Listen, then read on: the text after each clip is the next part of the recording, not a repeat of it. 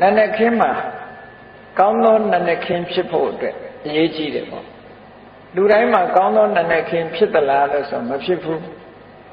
အိယာကနိုးထလာတဲ့အချိန်ကစပြီးတော့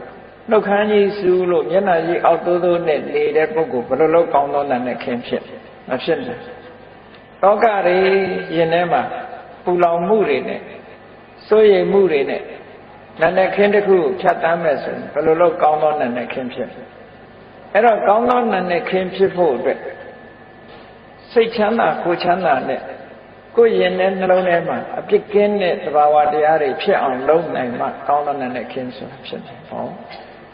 လူတွေဆိုတာမနဲ့မိုးလင်းလာလို့ရှိရင်နံပါတ်1မလုပ်မယ်ဆိုတာတွေးကြတယ်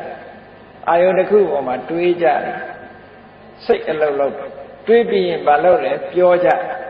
ပြောပြီးရင်မလုပ်လဲကိုယ်ထိလက်ရောက်လောက်ခံကြဟောပထမစိတ်ကူးတယ်ဒုတိယနှုတ်ကထုတ်ပြောတယ်တတိယကအလုံးလုံးတယ်ပြောလို့တာကကာယကံဝစီကံမနောကံဆိုတဲ့အထက်မှာမနောကံဆိုတာစတင်ပြီးတော့ဖြစ်လာမနောကံဖြစ်ပြီးရင်ဝစီကံဖြစ်တယ်ဝစီကံဖြစ်ပြီးမနောကာယကံဖြစ်တယ်လို့ကာယကံဝစီကံမနောကံလို့ဆိုတဲ့ဒီကံသုံးပါးနဲ့လှုပ်ရှားဆောင်ရွက်မှုတွေအတွက်ကိုယ့်အတွက်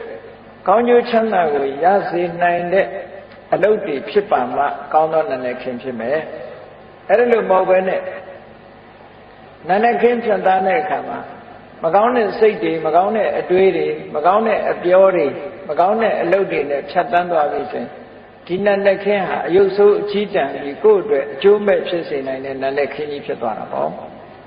အဲ့ဒါလိုပဲနေ့လည်ခင်းတို့ညနေခင်းတို့ဆိုတာလေ